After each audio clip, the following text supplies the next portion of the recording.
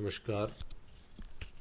आज की इस वीडियो में हम कक्षा 11 के विषय जीव विज्ञान के अध्याय 5 जिसके भाग 1 के प्रकरण पुष्पी पादपों में रूपांतरण, मूल व तना, इसके बारे में अध्ययन करेंगे।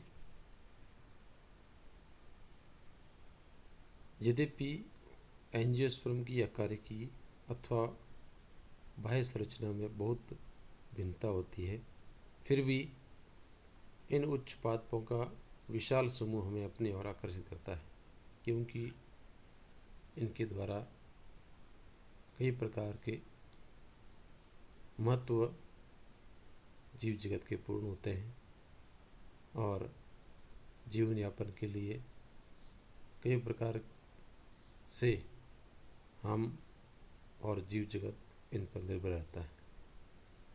इन उच्च पादपों में मूल, स्तंभ, पत्तियां, पुष्प, फलों की उपस्थिति इनका मुख्य लक्षण है। ये इनकी विशेषताएं हैं। यदि हम किसी खरपतवार को उखाड़ें तो देखते हैं उन सभी में मूल, तना और पत्तियां होती है। खरपतवार वीड्स जो पादपों के साथ अनावश्यक रूप से उग जाती है और उनके पोषक तत्वों को ग्रहण करती रहती है। इन खरपतवार में फूल तथा फल भी लगे हो सकते हैं। पुष्पी पादप का भूमिगत भाग मूल तंत्र कहलाता है, जबकि ऊपरी भाग को पर्रो तंत्र या शूट सिस्टम कहते हैं। ये एक पुष्पी पादप की संरचना दे रखी है, जिसमें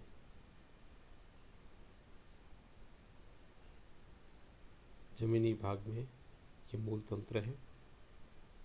ये प्राथमिक मूल है और इससे निकलने वाली ये साइड की द्वितीयक मूल कहलाती है। फिर इनसे ऊपर की ओर जो निकला भाग ये तना है और जिसे हम पर्रो तंत्र भी कहते हैं। इस तने से और कलियां निकलती है, शाखाएं बनती हैं, पत्तियां निकलती हैं। इस तने के ऊपर जगह जगह नोड्स होती हैं, गांठें होती हैं, पर्व होती हैं और जब ये परिपक्व हो जाता है तो इसके ऊपर ये पुष्प लगना शुरू होते हैं। पुष्पों के बाद फल बनते हैं। तो ये सारा प्रक्रम या प्रोसेस जो होता है वो पुष्पी पादपों का एक अभिन्न जीवन का भाग है। अब है सबसे पहले मूल। अधिकांश द्विबीजपत्री पादपों में मूलांकुर जो होता है वो मूल के रूप में निकलते हैं और मूल जो होती है मूलांकुर का ही भाग है।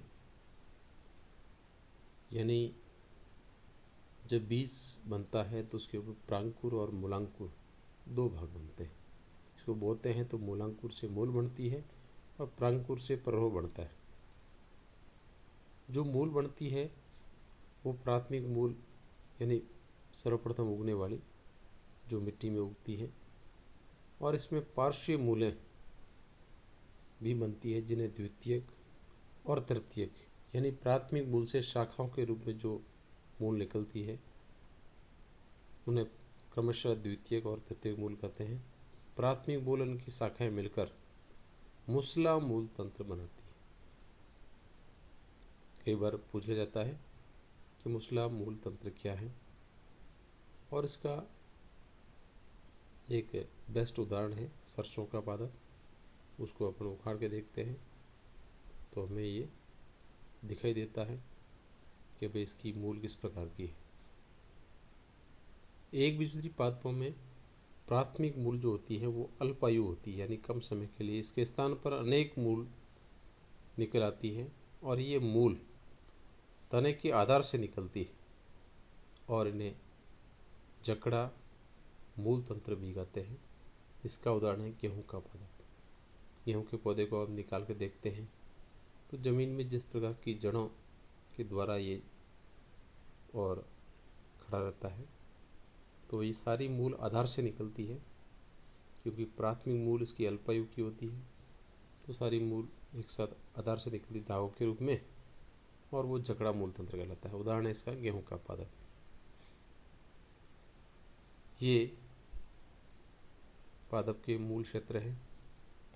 मूल क्षेत्र में जब पादप आगे बढ़ता है तो ये मूल का शीर्ष भाग होता है, जिसके ऊपर कैप नुमा संरचना हमें दिखाई दे रही है। इसे रूट कैप या मूल गोप कहते हैं। और इस भाग को मेरिस्टेमी सक्रियता क्षेत्र कहते हैं। इसमें विभाजन होते रहते हैं, कोशिका विभाजन, जिससे मूल की लंबाई बढ़ती है। और ये दृढ़ीकरण क्षेत्र है जो मूल की लंबाई बढ़ाने में सहायक है। जो कोशिकाएं बढ़ती रहती है वो इस भाग में इकट्ठी होती है, इससे मूल आगे बढ़ती रहती है। और ये छोटे छोटे धागेनुमा संरचनाएं हमें दिखाई दे रही हैं। इन धागेनुमा संरचनाओं को हम मूल रोम, राइजोम कहते हैं। और ये जितने अधिक होते हैं उस मूल की अवशोषण सतह जो होती है उतनी ज़्यादा होती है। और ये जिसके ऊपर मूल रोम लगे होते हैं, ये वाला भाग परिपक्वन क्षेत्र कहलाता है। तो इस प्रकार ये मूल के क्षेत्र में दिखाई दे रहे हैं। अब है मूल के रूपांतरण। कुछ पादपों की मूल पानी तथा खनिज लवण के अवशोषण तथा संवहन के अतिरिक्त भी कुछ कार्य करती है, और इसके लिए अपने आकार और संरचना को ये रूपांतरण कर लेती है। वे भोजन संचय करने के लिए, सहारे के लिए, शोषण के लिए अपने आप को और रूपांतरित कर देती है। गाजर सलजम की मूसला मूल तथा शकरकंद की अपस्थानिक मूल भोजन को संग्रह करके फूल जाती है। तो साग, गाजर है, शकरकंद है, सलजम है, ये मूल के ही एक रूपांतरण है। बरगद के वृक्ष के सहारा देने के लिए मूल में रूपांतरण हो जाते हैं। आपने देखा होगा बरगद के पेड़ में ऊपर से जड़ें लटकती हुई नजर आती हैं। ये भूमि को टच भी करती है, तो ये सहारा देने वाली रूट होती है। एस्पेरेगस में रूट इस प्रकार फूलकर हमें दिखाई दे रही है। तो ये एस्पेरेगस की रूट सिस्टम है, पर इसका मूल जो क्षेत्र होता है वो है।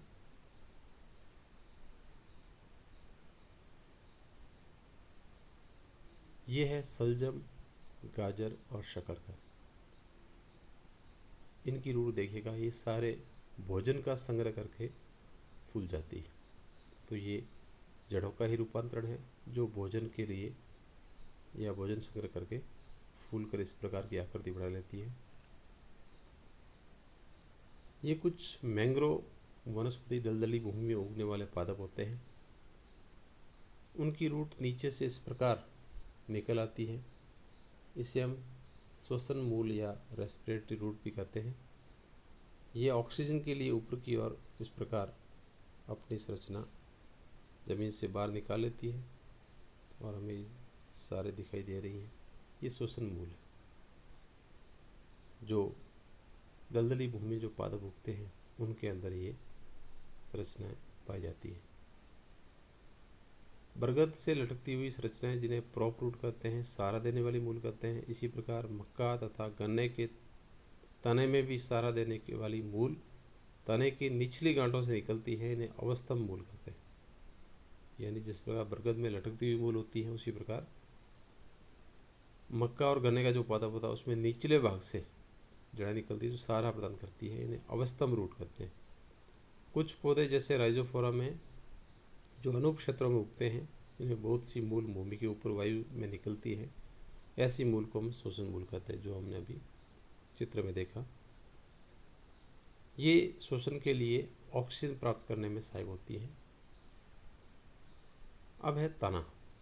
तना अक्ष का ऊपरी भाग होता है, जिस पर शाखाएं, पत्तियां, फूल और फल लगे होते हैं। यानी तने का जो भाग होता है उस पर पत्तियां लगती हैं, परिपक्व होता है तो फूल लगते हैं और फिर फल भी लगते हैं। ये अंकुरित बीज के भ्रूण के प्रांकुर से विकसित होता है। जैसे मैंने बताया था, बीज के दो भाग होते हैं, प्रांकुर और मूलांकुर। तो प्रांकुर भाग से तना बनता है, पर्रो बनता है। तने पर गांठ और पोरियां होती हैं, यानी आपने बांस का पत्ता देखा होगा, उसमें जगह जगह गांठें पाई जाती है। तो जहाँ गांठें होती है उसे हम पर्वसंधि कहते हैं, और बाकी वाला जो दो गांठों के बीच का भाग है उसे हम पर्व कहते हैं। तो इस प्रकार की संरचना लगभग सभी तनों पर पाई जाती है। तने के उस क्षेत्र को जहाँ पत्तियाँ निकलती है उसे गांठ कहते हैं। ये गांठें अंतस्थ अथवा कक्षीय होती हैं। जब तना शैशवावस्था में होता है, यानी शुरू शुरू में जो अभी परिपक्व नहीं हुआ है, तब वह प्राय हरा होता है और बाद में ये काष्ठीय और गहरा भूरा हो जाता है। यानी शुरू शुरू में पादप उगता है तो तना हरा होता है, लेकिन बाद में उसका जैसे जैसे परिपक्व होता रहता है वैसे वैसे उसका रंग बदल जाता है। तने का मुख्य कार्य शाखाओं को फैलाना है, पत्ती, फूल और फल को संभाले रखना है। ये पानी, खनिज लवण तथा प्रकाश संश्लेषी पदार्थों का समन करता है। ये सारे इसके कार्य हैं। कुछ तने भोजन संग्रह करने, सहारा और सुरक्षा देने और कायिक प्रबंधन करने में भी और महत्व निभाते हैं या उपयोगी होते हैं। तो ये भी इनके कार्य होते हैं तनों के। अब है तनों के रूपांतरण। तने सदैव आशा के अनुसार प्ररूपी नहीं होते।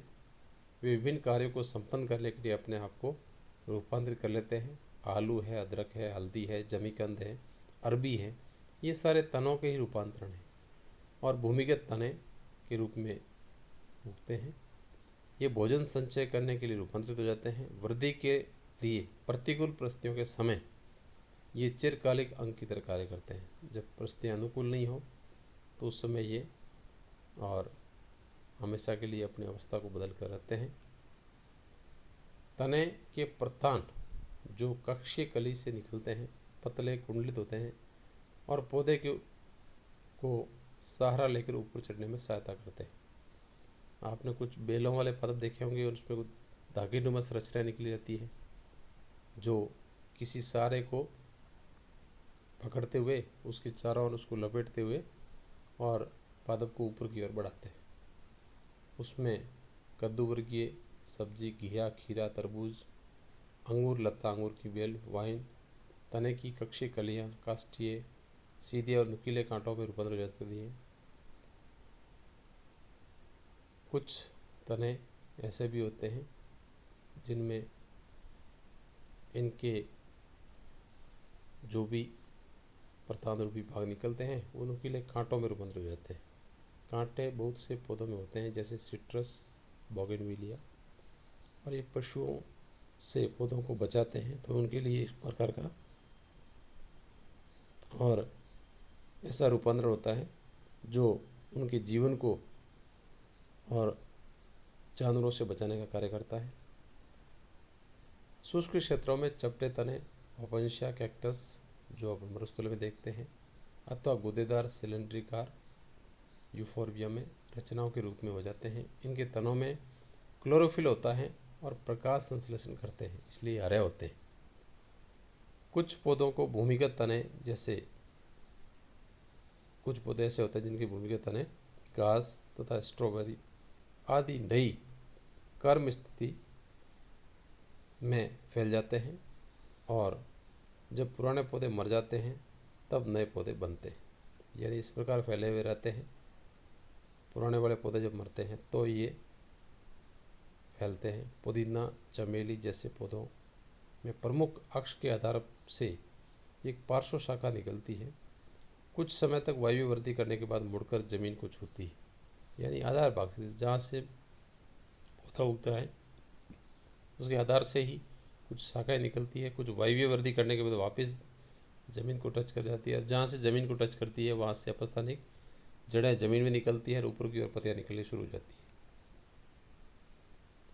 पिस्टिया आइकोर्निया जैसे कलीय पादपों में एक पार्श्व शाखा निकलती है जिसकी पोरियाँ छोटी होती है, जिसके कारण या जिसके प्रत्येक गांठ पर पत्तियों का एक झुंड तथा फूल का गुच्छा लगा होता है। क्राइसैंथेमम, जिसे गुलदाउदी कहते हैं, में पार्श्व शाखाएं आधार तथा भूमिगत प्रमुख तने से निकलती है और मिट्टी में क्षैतिजवर्ती के रूप में आगे बढ़ती है। उसके बाद बाहर की ओर निकलती है और पत्तियां युक्त प्ररोह बनाती हैं। ये पादपों की विशेषता होती है। जो शाखाएं जमीन के अंदर निकलती आगे बढ़ती है और जहाँ से बाहर निकलती वहाँ से प्ररोह बढ़ता है। ये तनों के रूपांतरण हमें दिखाई दे रहे हैं। जो अदरक है, अरबी है, आलू है, ये भूमि के तने के रूप में भोजन वृद्धि करके फैल जाते हैं। बोगनवेलिया हम देखिएगा किस प्रकार तना रूपांतरित होकर और तने से कांटे निकले हुए हैं।